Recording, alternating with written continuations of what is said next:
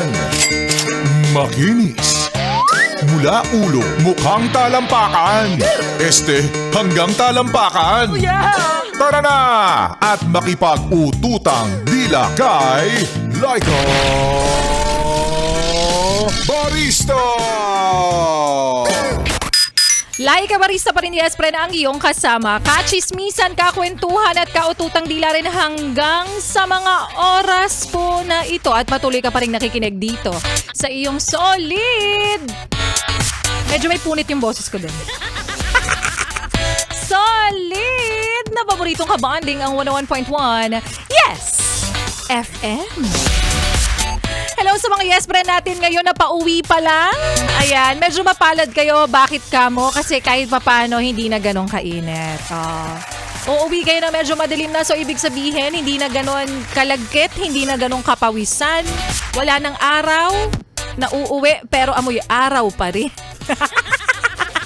At sa mga yes friend natin nanonood sa Facebook Live, happy listening po sa inyo and happy watching. Isa-isayin natin mamayaan yung mga chismis dyan. At sa mga yes friend din nating nasa biyahe ngayon, mga nahihiya, wala kayo nun. Kaya naman, i-message nyo na po ako sa aking Facebook fan page. Again, it's LYKABARISTA para sa inyo mga pa-shoutout, pasinghal, pasigaw, parinig.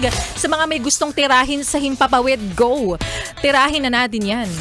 Gamitin nyo na ako, total naman. Manggagamit ka, di ba? But for now, balikan muna natin ang kwento ng ating Laika Barista moments na napapanahon para sa mga yes friend natin na laging nagrereklamo at laging sinasabi na ano ba, pinalaki ka ng sex bomb kung susuko ka lang. Kaya naman laban. Yan ang title ng ating Laika Barista moments kanina na pinamagatang laban, pero hanggang kailan? Alam mo, hindi naman ito simpleng hugot lang, 'di ba? Hindi lang to caption na lagi nating ipinopost, 'di ba? Na lagi nating ikinukwento, pero ang totoo, pinagdaraanan mo talaga to. Kwento natin tong lahat sa totoo lang. Oo, ikaw na nakikinig ngayon, alam ko yes friend, pagod ka na. Yan na lang yung pahinga mo, yung pag-upo mo sa FX, pag-upo mo sa jeep habang yakap ang iyong bag, yan na lang yung magiging pahinga mo sa buong araw na ito. Sa buong araw na pagod, kasi kanina, pagkatapos ng tanghalian, imbis na pumikit saglit, pero ang ginawa mo bumili ka ng overpriced na coffee. Kala mo naman talaga. Hindi ka yumuko saglit para magpahinga kasi marami ka pang tinapos, 'di ba? So para nga sa iyo, yes friend, na tumatawa lang kahit pagod na pagod na. Well, ugali naman natin 'tong mga Pilipino, 'di ba, yes friend? Sabi nga nila ang Pilipino ay likas na masiyahin, likas na baliw. Charot. Likas talagang tayo ay nakangiti kahit sa anong problema na ating pinagdaraanan sa araw-araw. Imagine, ang dami na nating krisis na pinagdaraanan ngayon, pero ngingiti lang kasi nga, wala tayong choice. Ilan pa dyan, ginagawa mo lang din talagang katatawanan yung problema para lang hindi maramdaman kung gaano kabigat yan. Kasi nga tutuloy ka pa rin. Bakit? Kasi nga wala ka namang choice. Again, dahil may responsibilidad, may mga bayarin, ang presyo ay nagtataasan, tumataas, pero ikaw, pagod pa rin. Kaya sinasabi na lang natin palagi, yes friend, laban lang, kaya natin to. Pero kahit pagod ka na, uulitin ko, hindi ibig sabihin yan, yes friend, mahina ka. Dahil kahit pagod ka na, tingnan mo naman, hindi pa rin tayo sumusuko.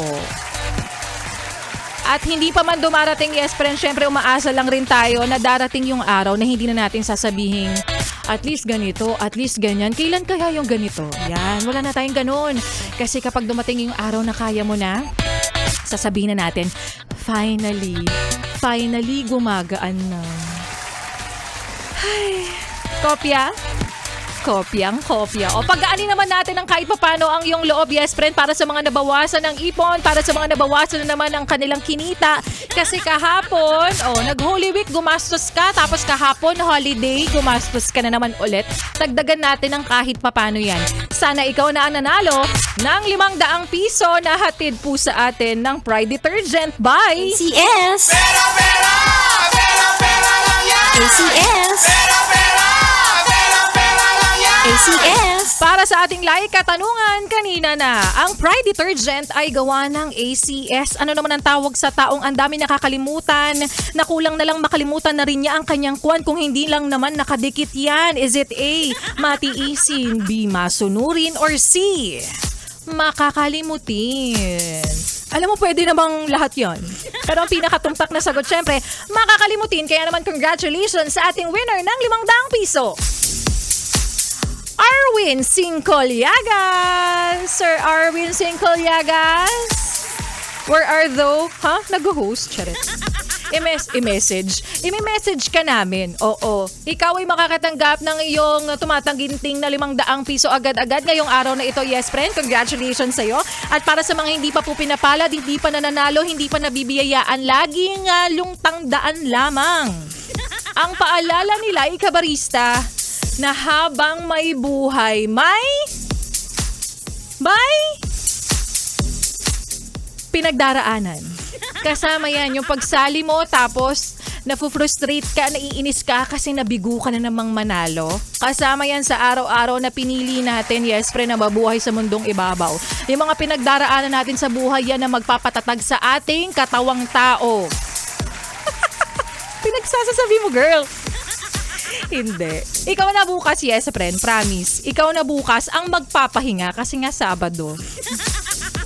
At sa Lunes ulit, yes, friend, syempre, abangan nyo kung sino ba ang susunod na mananalo ng 500 piso na hatid po sa atin ng Pride detergent by ACS.